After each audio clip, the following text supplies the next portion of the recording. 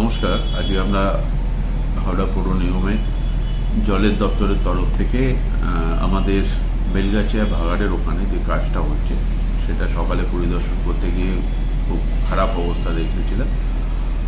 যেটা ছিল যে গতকালই আমরা যুদ্ধকালীন তৎপরতা অবলম্বন করে কাজটাকে প্রায় শেষ করে এসেছিলাম, কিন্তু রাত্রি 3টে নাগাদ যখন কাজটা 80% ওপর কমপ্লিট হয়ে গেছে, আমরা আমাদের যেটা প্রোগ্রামিং ছিল 4টে 4:30টার মধ্যে কাজটা ফিনিশ হয়ে যাবে, ঠিক সেই সময় কিন্তু ওখানে আবার ধস নামে এবং টোটাল যে কাজটা করার সত্ত্বেও পুরো পাইপটাকে তার জায়গা থেকে সরিয়ে দেয়, ডিসলোকেট করে দেয় এবং তার ফলে কী হচ্ছে, পুরো পাইপলাইনে যে কাজটা হয়েছিল সেটা টোটালটা খারাপ হয়ে যাচ্ছিল এবং রাস্তাঘাটও ওখানে ফাটল দেখা দিয়েছে, খুব খারাপ অবস্থা। তো যাই হোক, আমরা যেটা দেখলাম যে ওখানে আবার এই ধরনের পরিস্থিতি উদ্ভব হতে পারে, তাই আমরা অনেক আগেই এটা ভেবেই আমরা একটা লাইন, আমরা ডেডিকেটেড লাইন শালকিয়া উইজারের জন্য আমরা রেডি করে রেখেছিলাম। কিন্তু দুর্ভাগ্যক্রমে মাধ্যমিক এবং উচ্চ মাধ্যমিক পরীক্ষার জন্য আমরা লাইনটা জুড়ে দিতে পারিনি, নইলে হাওড়ার মানুষকে এই সমস্যাটা করতে হতো না।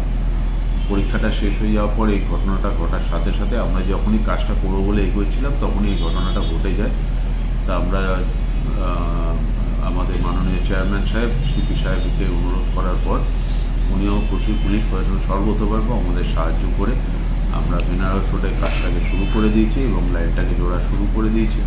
আশা করছি 2 থেকে 3 দিনের মধ্যে এই লাইনটা আমরা জুড়ে দিতে পারবো। প্রায় 20 মিটারের কাছাকাছি লাইনটা আমাদের জুড়তে হবে।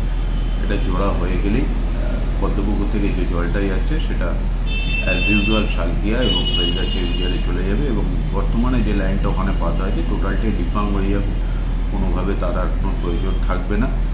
এইটুকু সময়ের জন্য আমরা যেভাবে প্রোগ্রামিং নিয়েছি যে বেলগাছিয়া ইউজারেও আমরা জল ভর্তি করে দিতে পারবো। আমাদের দুপুরেও অনেকগুলো জায়গা যেখানে জলের ক্রাইসিস ছিল সেই সব জায়গায় আমরা দুপুরবেলা জল দিতে পেরেছি।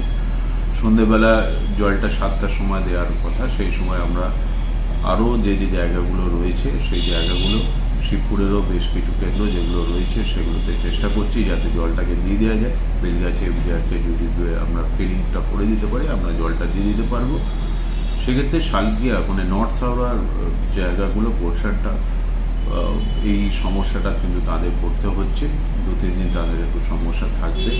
আমরা সর্বতোভাবে আমাদের গাড়িগুলোকে পাঠিয়ে সেই জায়গাটাকে ক্লিয়ার করব এবং যাতে যতটা সম্ভব মানুষের জনগণের পাশে দাঁড়িয়ে থেকে তাদেরকে সাহায্য করা। কিছু কিছু ক্ষেত্রে প্রবলেমটা নিশ্চয়ই এটা সেইভাবে সম্ভব নয়, একটা বাড়ির কলে জল পড়া আর একটা জলের ট্যাঙ্ক দিয়ে জল সাপ্লাইয়ের মধ্যে অনেক পার্থক্য থাকে, কিন্তু মানুষকে বলবো যে এরকম একটা বিপর্যয় যখন আমাদের হাওড়া পৌর নিগমকে ফেস করতে হয়েছে, আপনারা সকলে দয়া করে আমাদের পাশে থাকুন।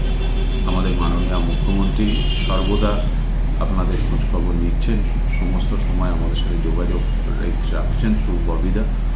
আমাদের মাননীয় মন্ত্রী ববি হাকিম মহাশয় আমাদের সাথে সবসময় যোগাযোগ রাখছেন এবং কেএমসিও আমাদের সর্বতভাবে সাহায্যের হাত বাড়িয়ে দিয়েছেন।